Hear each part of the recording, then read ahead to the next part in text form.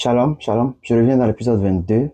Ici, je récapitule rapidement l'épisode 21. Ici, c'est votre frère, le frère Kader. L'épisode 21, j'avais parlé de comment est-ce que ma cousine Aïcha je revenais du marché, je suis revenu du marché, j'étais allé vendre les Sims. La journée n'a pas été bonne. J'ai pris par elle. Elle m'a acheté à manger et me voyant vraiment, elle voit que pour moi, pour elle, je souffrais beaucoup. Et puis, elle a euh, demandé à ce que euh, m'a proposé à payer pour il y a un programme qu'on appelle la DV euh, que le gouvernement américain, n'est-ce pas, a mis en place un programme légal pour permettre aux gens suite à une sélection et les amener aux États-Unis. Alors je disais que elle a décidé de payer pour tous les frais, pour tout. Et puis moi, je disais que ça ne m'intéresse pas. C'est mieux qu'elle me remette cet argent pour que moi je puisse faire beaucoup d'autres choses que j'ai vraiment besoin.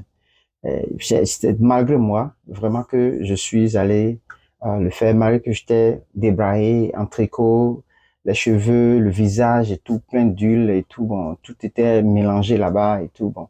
Et tu vois même que la personne qui est assise pour faire la photo, pour prendre la photo, même déjà, ne veut pas, quoi, parce que le visage, tout montre que le gars ne veut pas, vraiment, mais euh, avec foi, ils l'ont fait. Je continue ici dans l'épisode 22 et je dis ici alors que après cela, on l'a fait et tout.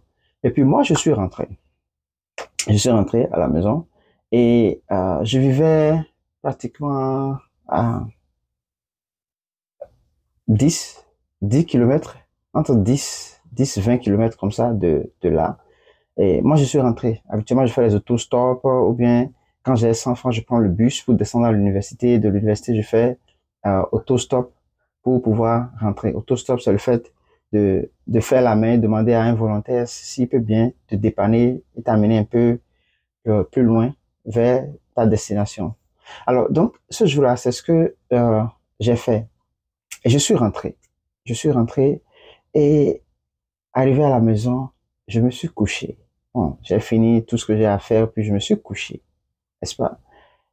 Et j'ai rêvé ce jour-là que je suis je suis aux États-Unis, je vis aux États-Unis, je me suis vu entrer dans l'avion, prendre le vol et tout ça, et puis je souriais et tout, et je suis arrivé aux États-Unis et tout, et puis la vie a changé, et puis j'ai commencé par prendre d'autres. Ça, c'était dans le rêve que j'étais en train de voir ça, vous voyez.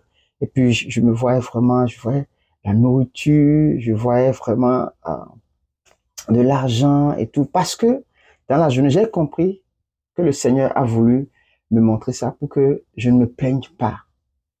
Vous voyez, des fois, on se plaint lorsque le Seigneur est en train de travailler dans ta vie.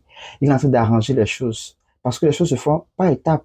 Le Seigneur, lui, il n'est pas un Dieu de quick ou bien de rapide. Non, lui, il n'est pas étape. Il doit te modeler, il doit te briser parce que tu es une pierre précieuse. Il doit travailler de façon minutieuse sur toi avant de te présenter au monde. Vous voyez, c'est des choses que après j'ai compris. Donc il fallait qu'il vienne me montrer ça pour que j'arrête vraiment de montrer de la pitié, mais d'être ferme en tant que nouvelle créature de Dieu, d'avoir l'assurance sur moi-même. Vous voyez. Et donc c'est peut-être pour ça que il était venu il me montrait ce songe-là où je me voyais entrer dans l'avion, partir aux États-Unis et tout. Merci, je m'arrête ici dans l'épisode 22. Je vous reviens dans l'épisode 23 très prochainement. Et shalom à vous.